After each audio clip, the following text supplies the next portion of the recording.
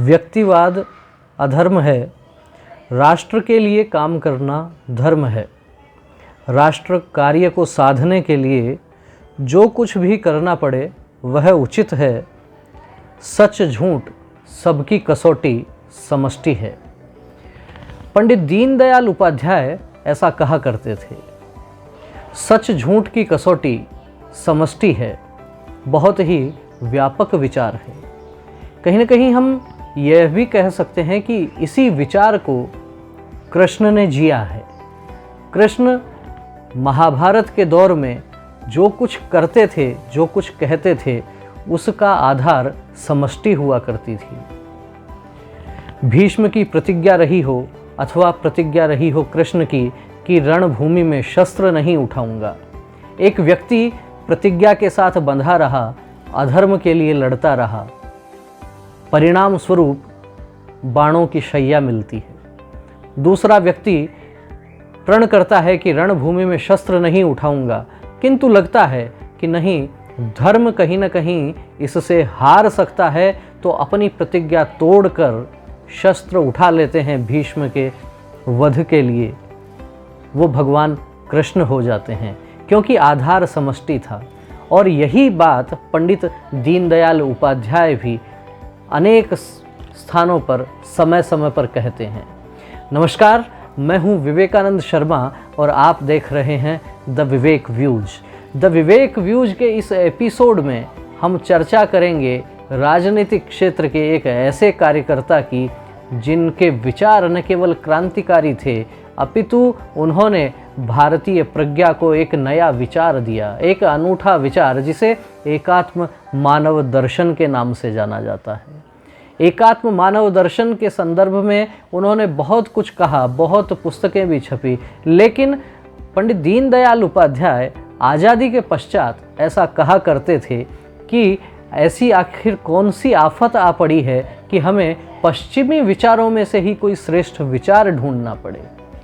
पंडित दीनदयाल उपाध्याय इस संदर्भ में स्पष्ट रूप से ऐसा भी कहते थे कि भारत का जो विचार है, भारत का संस्कार, भारत की संस्कृति, भारत का वांग्मय जिस प्रज्ञा से अपूरित है, उस प्रज्ञा का साक्षात्कार होना चाहिए। उस प्रज्ञा का साक्षात्कार किस प्रकार से हो सकता है, उसका राजनीति में क्या उपयोग हो सकता है, किस प्रकार से योजनाओं के माध्यम से वह भारतीय जनमानस को प्रभावित कर सकती है, इन विषयों को लेकर पंडित दीनदयाल उपाध्याय लगातार विचार भी करते थे और लोगों को इस दिशा में प्रेरित भी करते थे। पंडित दीनदयाल उपाध्याय स्वयं को राजनेता नहीं मानते थे। वे कहते थे, मैं राजनीति में संस्कृति का राजदूत हूँ। आखिर ऐसी बात वे क्यों कहते थे? भारत में आखिर कितने राजनेता ऐसे हुए हैं जो स्वयं को संस्कृति का राजदूत कहते हैं? यदि इस पर विचार करेंगे तो ध्यान में आएगा कि जड़ें कहाँ हैं। पंडित दीनदयाल उपाध्याय राष्ट्रीय स्वयंसेवक संघ की पाठशाला से निकले थे। संघ के द्वितीय सरसंघ चालक माधवराव सदाशिवराव गोलवलकर ने उन्हें राजनीति में भेजा था डॉक्टर श्यामा प्रसाद मुखर्जी के साथ में, जब जनसंघ का गठन हुआ। जब जनसंघ देशव्यापी होने लगा तो पंडित दीनदयाल उपाध्याय उस जनसंघ के नायक बन के उभरे। लेकिन केवल राजनीतिक विचार, इसके माध्यम से ही आप दीनदयाल जी को नहीं समझ सकते। दीनदयाल जी की पॉलिटिकल डायरी के बहुत चर्चाएं होती हैं, लेकिन दीनदयाल जी ने समय समय पर अनेक विषयों पर जो विचार रखे वे आज भी सोचने को मजबूर करते हैं। जब बात सांप्रदायिक राजनीति की होती है, जब बात होती है राजनीति और धर्म की, तो पंडित दीनदयाल उपाध्याय के विचार भी प्रासंगिक हैं और प्रासंगिक हैं महात्मा गांधी के विचार भी। पंडित दीनदयाल उपाध्याय कहते थे कि धर्म और रिलीजन ये अलग अलग हैं, इन्हें समझने की आवश्यकता है। रिलीजन का अर्थ है मत, मजहब, पंथ, धर्म नहीं। धर्म अलग चीज़ है। पंडित जी कहते थे धर्म एक व्यापक चीज़ है, यह जीवन के सभी पहलुओं से संबंध रखने वाली चीज़ है। धर्म धारण करने वाली चीज़ है। हमारे यहाँ कहा जाता है धारयति यश सह धर्म, जो धारण करने योग्य है वह धर्म है। मनुष्य का धर्म मानवता का। इसी प्रकार हम कह सकते हैं कि जिस प्रकार से अग्नि का धर्म जलाना है, जल का धर्म शीतलता है, उसी प्रकार से मनुष्य के लिए भी जो धारण करने योग्य है वह धर्म है। यदि आप इसको रिलीजन के साथ में देखेंगे तो फिर भ्रम की स्थिति होती है। और वर्तमान दौर में भी अनेक राजनेताओं के समक्ष कहिए या कहिए बुद्धिजीवियों के समक्ष यह बड़ा प्रश्न है कि आखिर धर्म और रिलीजन के बीच में किस प्रकार से भेद किया जाए। इसीलिए भारतीय राजनीति में समय समय पर सांप्रदायिकता, धर्मनिरपेक्षता, छद्म धर्मनिरपेक्षता, इस प्रकार के शब्द आते रहते हैं, लेकिन बहुत कम लोग ऐसे होते हैं जो इन्हें स्पष्ट कर पाते हों। पंडित दीनदयाल उपाध्याय की जब हम बात करते हैं तो बात करते हैं उनके एकात्म मानव दर्शन की भी। पंडित दीनदयाल उपाध्याय कहते थे कि जिस प्रकार मनुष्य के लिए शरीर, मन, बुद्धि और आत्मा जरूरी है, इन चारों को मिलाकर व्यक्ति बनता है, उसी प्रकार देश, भूमि व जनसंकल्प, धर्म और आदर्श के समुच्चय से राष्ट्र बनता है। राष्ट्र और देश, इनके बारे में भी दीनदयाल जी समय समय पर अपने विचार रखते हैं। और जिस प्रकार से शरीर, मन, बुद्धि और आत्मा, ये जब इन सब चीज़ों का विचार होता है तो पश्चिमी विद्वान अचंभित होते हैं, क्योंकि वहाँ विचार केवल शरीर के सुख तक सीमित रहता है। पश्चिम का विचार कहता है कि जो कुछ है वह शरीर है, लेकिन दीनदयाल जी कहते हैं कि शरीर, मन, बुद्धि और आत्मा, इन चारों को समझना आवश्यक है और इनको बहुत ही साधारण तरीके से, बहुत ही सरलता से, सहजता से समझा जा सकता है। एक छोटा सा उदाहरण आपके समक्ष रखता हूँ। आपके हाथ में कोई भोजन सामग्री है, सामने से कोई व्यक्ति आपको ऐसा आता हुआ प्रतीत होता है कि जिसने कई दिन से भोजन नहीं किया है। आपने अपने भोजन में से आधा भोजन उस भूखे व्यक्ति को करवा दिया, तो आपके शरीर, मन, बुद्धि और आत्मा, इसमें से किसी न किसी एक तत्व को आनंद मिलेगा। आप यदि कलमकार हैं, रचनाकार हैं, लेखक हैं, कवि हैं, आपने कोई अच्छी रचना लिखी है और वो रचना आपने कुछ लोगों को सुनाई और उस रचना की प्रशंसा होती है, तो आपकी बुद्धि को आनंद मिलेगा। यदि आपने किसी बेसहारा की सहायता की है, किसी की सेवा की है, तो आपके शरीर, मन, बुद्धि, आत्मा, इसमें से किस तत्व को आनंद मिलेगा? तो शरीर का आनंद वह अलग है, मन का आनंद अलग है, बुद्धि का आनंद अलग है, आत्मा का आनंद अलग है। और यह भारतीय जनमानस में बहुत आसानी से इन चीज़ों को समझा जा सकता है। दीनदयाल जी सामान्यतः एक बात और कहा करते थे सरकारों के लिए, वर्तमान दौर में भी, और हम कह सकते हैं कि जो लोग राजनीति में सक्रिय हैं वे अक्सर ये बात किया करते हैं कि रोटी, कपड़ा और मकान, यह सबकी आवश्यकता है। दीनदयाल जी उस दौर में भी, अनेक वर्षों पहले भी, इस बात से 2 कदम आगे जाकर कहते थे कि रोटी, कपड़ा और मकान, यहाँ तक रुकना अधूरी बात है। तो पूरी बात क्या है? पूरी बात यह है कि रोटी, कपड़ा और मकान, शिक्षा, स्वास्थ्य और सम्मान। जी हाँ, केवल रोटी, कपड़ा और मकान देकर आप एक आदर्श नागरिक तैयार नहीं कर सकते। यदि आपको राष्ट्र के लिए श्रेष्ठ नागरिक तैयार करने हैं तो शिक्षा, स्वास्थ्य और सम्मान, इसकी भी चिंता करनी पड़ेगी। और ये भी कहा जा सकता है कि वर्तमान दौर की अनेक सरकारें इस दिशा में सोचने लगी हैं। देश की जनता के लिए जिस प्रकार से स्वास्थ्य को लेकर सरकारें योजना बना रही हैं, वो दीनदयाल जी के इस विचार पर चलती हुई नजर आ रही हैं। सबके लिए निशुल्क शिक्षा की जहां बात होती है, वहां भी हम कह सकते हैं कि दीनदयाल जी के विचारों की झलक उन योजनाओं में देखी जा सकती है। तो अब इस दौर की सरकारें रोटी, कपड़ा और मकान, इससे आगे बढ़कर शिक्षा, स्वास्थ्य और सम्मान तक पर भी विचार करने लगी हैं। इसी संदर्भ में बात रोजगार की भी आती है। इस संदर्भ में भी दीनदयाल जी कहते हैं कि व्यक्ति का निर्माण करने में समाज का बड़ा योगदान है। तो समाज को यह भी विचार करना चाहिए कि व्यक्ति, उसकी रुचि क्या है, उसकी रुचि के अनुसार उसका सम्मान बना रहे, इस हेतु उसके लिए रोजगार की व्यवस्था भी, यह भी समाज को इसका विचार करना चाहिए। दीनदयाल जी ने वास्तव में, यदि हम उनका प्रारंभिक जीवन देखते हैं तो ध्यान में आता है कितना संघर्ष उनके जीवन में रहा, कितने अभाव उनके जीवन में आए।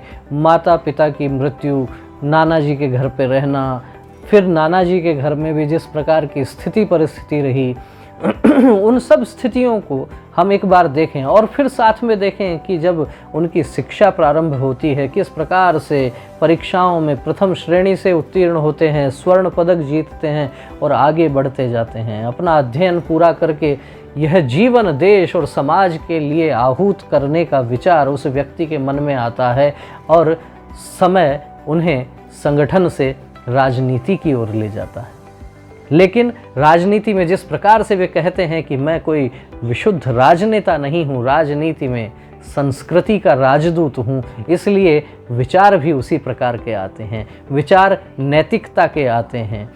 वह जनसंघ जो उस दौर में कांग्रेस का विकल्प बनने की तैयारी कर रहा था, डॉक्टर श्यामा प्रसाद मुखर्जी के साथ में कुछ उत्साही नौजवान संघ की योजना से जब जनसंघ में जाकर काम करते हैं, उनमें पंडित दीनदयाल उपाध्याय अपनी अमिट छाप छोड़ते हैं और हम कह सकते हैं कि भारतीय राजनीति में छा जाते हैं।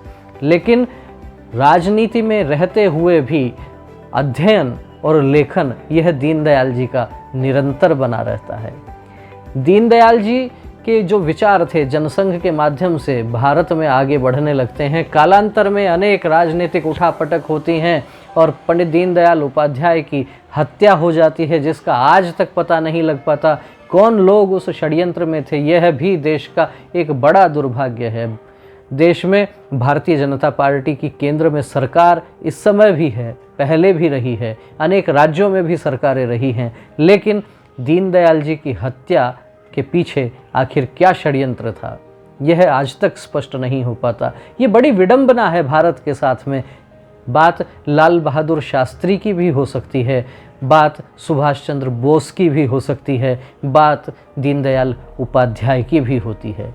राजनीति में कहिए या सामाजिक राजनीतिक जीवन के इन नक्षत्रों को असमय काल कलवित होना पड़ा, उसके पीछे किन लोगों का षड्यंत्र था, यदि ये देश के सामने आता है तो बहुत बड़े परिवर्तन हो सकते हैं। खैर, ये तो बात हुई उनके जीवन के संदर्भ में, लेकिन वर्तमान दौर में जिस प्रकार से राजनीति चल रही है, चाहे किसी भी दल की राजनीति हो, कुछ चेहरे ऐसे दिखते हैं जिनके इर्द गिर्द राजनीति चलती है। चाहे बात भारतीय जनता पार्टी की हो या बात कांग्रेस की हो, अन्य दलों में तो हम कह सकते हैं स्पष्ट रूप से कि वो तो एक एक व्यक्तियों की पार्टी हैं। चाहे बसपा की बात हो, चाहे समाजवादी पार्टी की बात हो, चाहे बात उत्तर प्रदेश के बाहर हम बात कर सकते हैं उड़ीसा की हो, अनेक राजनीतिक दल ऐसे हैं जिनके चेहरे एक एक व्यक्ति हैं।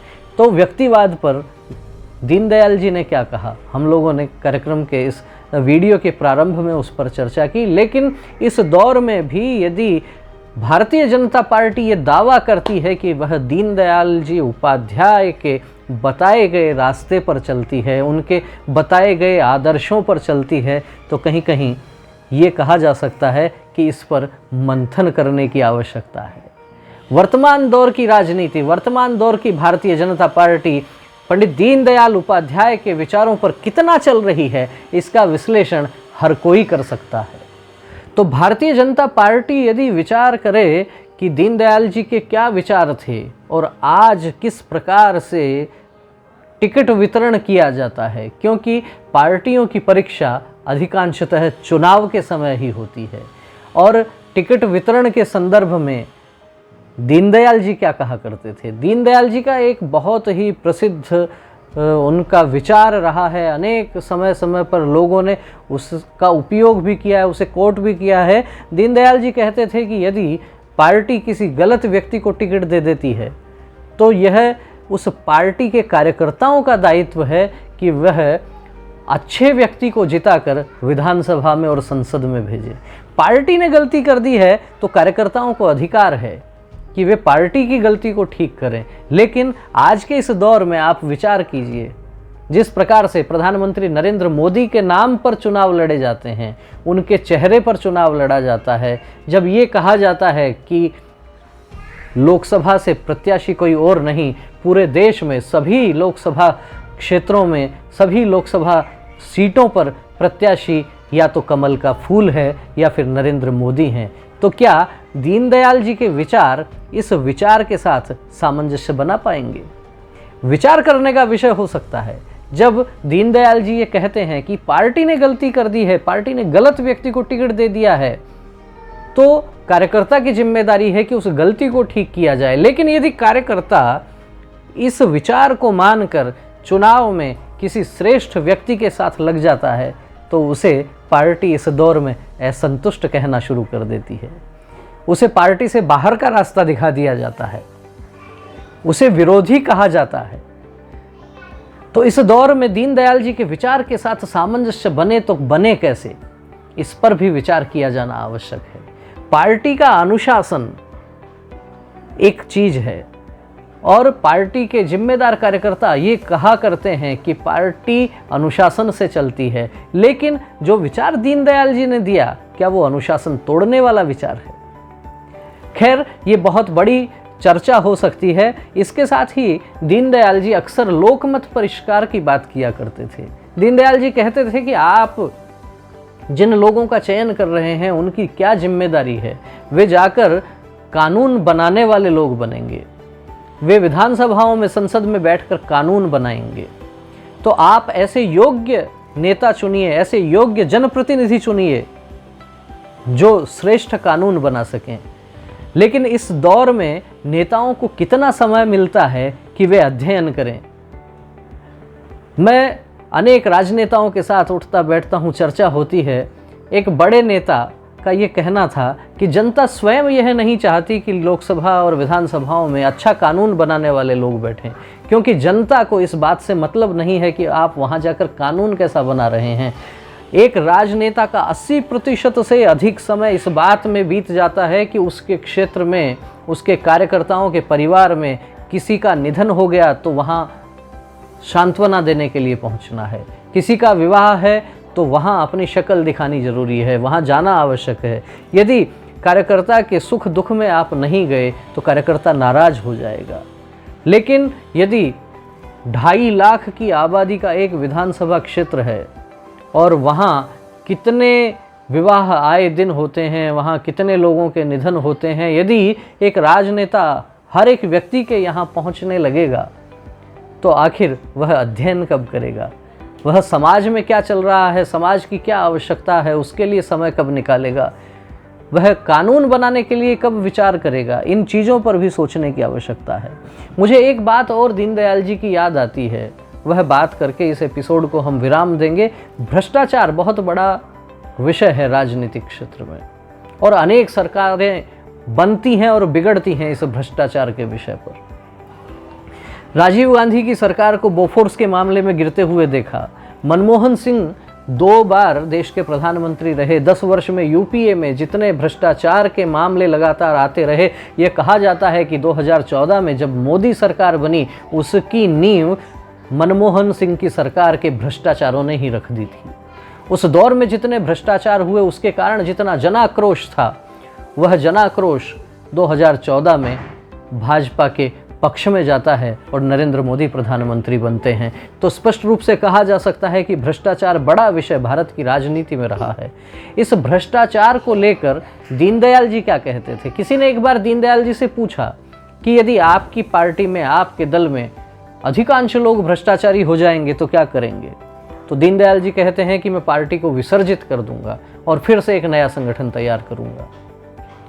वह व्यक्ति फिर से पूछते हैं यदि उस दल में भी अनेक भ्रष्टाचारी लोग आ गए तो क्या करेंगे? दीनदयाल जी कहते हैं फिर से उस पार्टी को समाप्त करूंगा, नया संगठन तैयार करूंगा। तीसरी बार भी वही बात होती है और दीनदयाल जी कहते हैं कि फिर भी मैं निरंतर भ्रष्टाचारियों को समाप्त करने के लिए नए दल का सृजन करूंगा। और यदि भ्रष्टाचार से कोई सत्ता प्राप्त होती है तो उसे चिमटे से भी छूना पसंद नहीं करूंगा। इस प्रकार के श्रेष्ठ विचार रखने वाले लोग क्या वर्तमान दौर में प्रासंगिक हैं? क्या वर्तमान दौर के राजनेता स्वयं अपना आत्म अवलोकन कर सकते हैं? वास्तव में बड़ा विषय है और दीनदयाल जी के विचार, कहीं ना कहीं ये कहा जा सकता है कि जो लोग आज व्यावहारिक राजनीति की बात करते हैं, व्यावहारिक राजनीति के नाम पर दीनदयाल जी के विचारों को एक तरफ किए जाने का षड्यंत्र तो नहीं रचा जा रहा। खैर, आपका इन सब विषयों पर क्या कहना है, आपको यह वीडियो कैसा लगा, कमेंट करके अवश्य अवगत करवाइएगा और अधिक से अधिक इस वीडियो को शेयर कीजिएगा। यदि आपको वीडियो पसंद आया हो तो इसे लाइक भी कीजिए। फिर मिलेंगे शीघ्र ही एक नए विषय के साथ, एक नए वीडियो के साथ, एक किसी और नई हस्ती के साथ, उनके विचारों के साथ। तब तक आप देखते रहिए द विवेक व्यूज़। नमस्कार।